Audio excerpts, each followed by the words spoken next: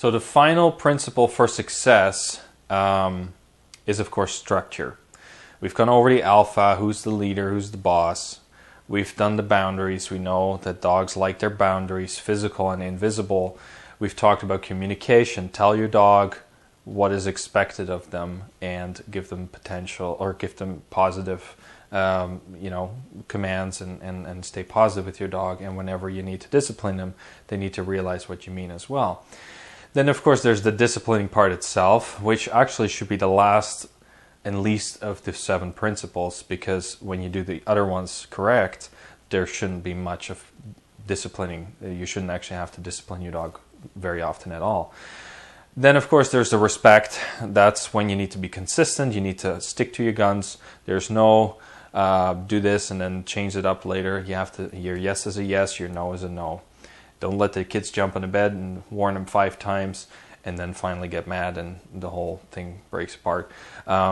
There's respect involved with your dog, so they learn to listen to you very well. And then there's being social, as in you need to spend time with your dogs. Now the last point is there needs to be a structure in your house for the dog. Dogs like structure, very much so. They love structures. They love routines. That's really what it comes down to. Having something that is consistent day after day so they know what's coming.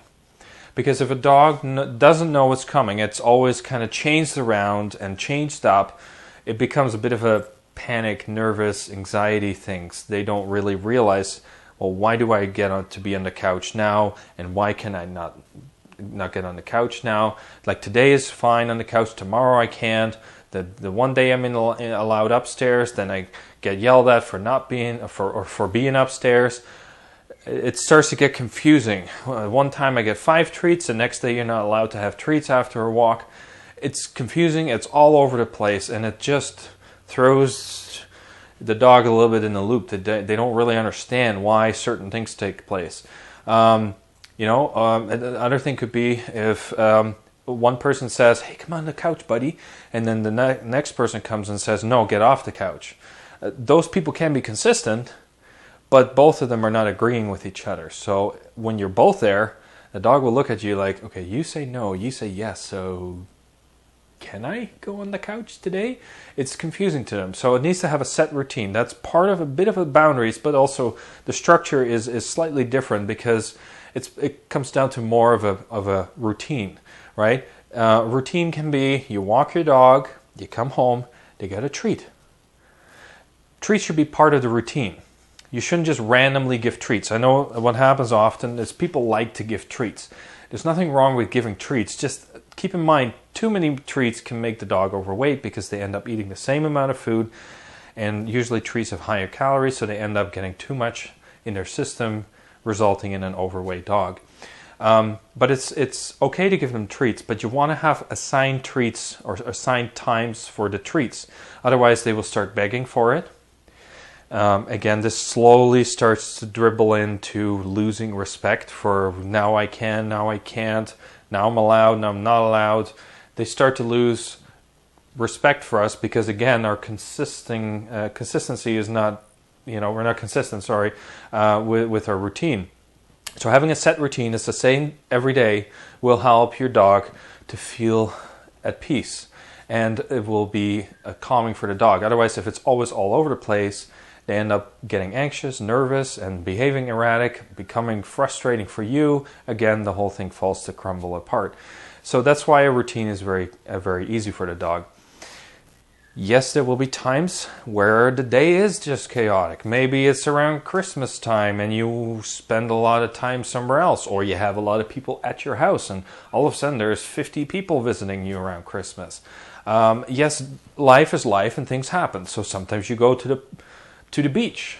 You go spend a bunch of time at the beach, or you go on vacation, right? These things happen and it will be fine. But there's a core routine that somewhat stays the same. They wake up, they go pee. Then they come in, now they get breakfast. Don't make it go outside first, pee, then come in, go play, go away, do something else, and then they get the breakfast, or you skip breakfast altogether. it gets confusing because they like their routine set. So make sure that there's a certain core routine that's always the same, which is often, you wake up, you go pee, then you get your breakfast, and then you go about your day.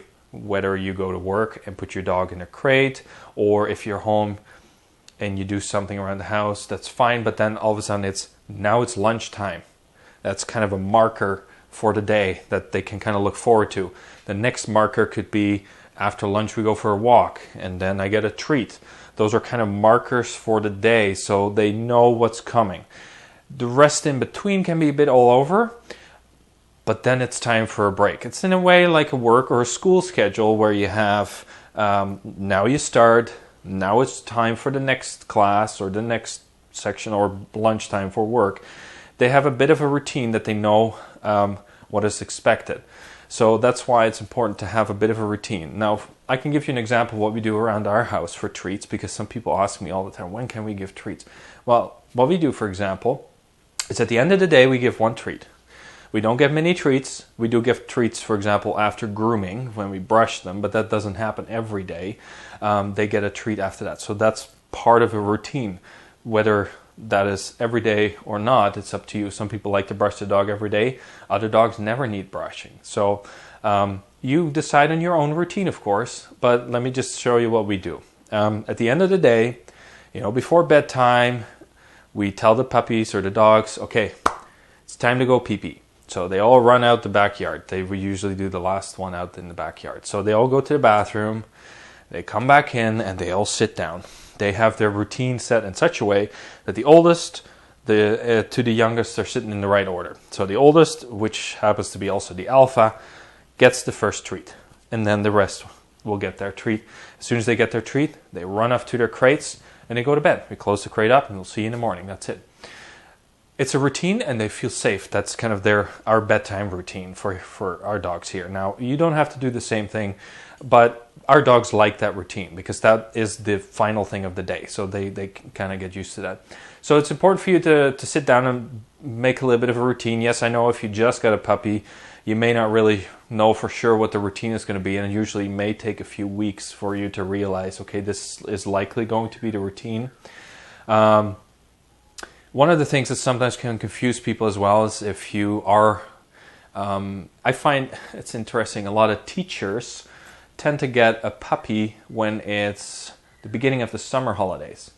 So they spend the whole summer with the dog, they're home all summer, and then they throw the whole schedule around because now they're going back to work. So they will get used to it, but all of a sudden they have to get used to a whole new routine because now you're gone during most of the day. So that is something for teachers and people that take holidays for, when they buy a puppy and they take a specific time frame, 2-3 weeks, some people even take off or a couple days sometimes, that they spend all the time with the dog and then all of a sudden they leave.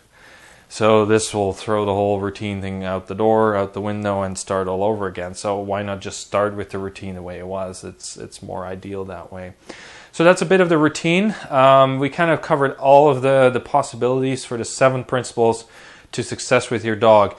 If for whatever reason you have a behavioral issue with your dog, it should only come down to the 7 principles. So if you have issues later on and you can't get your dog to behave a proper way, go over these videos and see where you went wrong.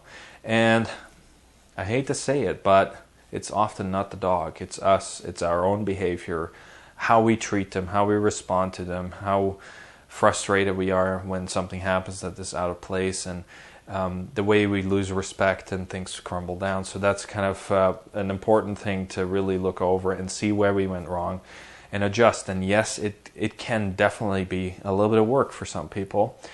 For some it comes more natural, and that's great for them, but I guess most people will have a bit of a adjustment time with their dog, or may have to really adjust something in their personality almost to get a good behavior coming out of their dog. So I hope that this was very helpful for everybody.